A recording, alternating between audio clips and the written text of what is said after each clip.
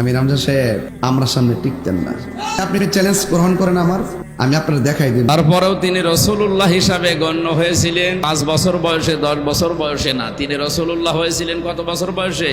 40 বছর বয়সে। যে জিনিস পেয়ে তিনি রসুল হলেন তার নাম কোরআন। তার নাম কি?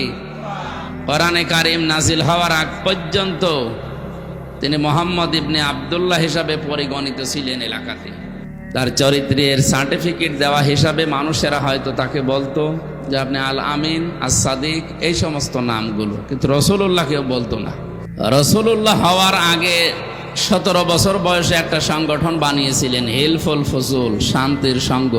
একাধারে চেষ্টা চালালেন দেখি দুনিয়াতে শান্তি প্রতিষ্ঠা করা যায় কিনা।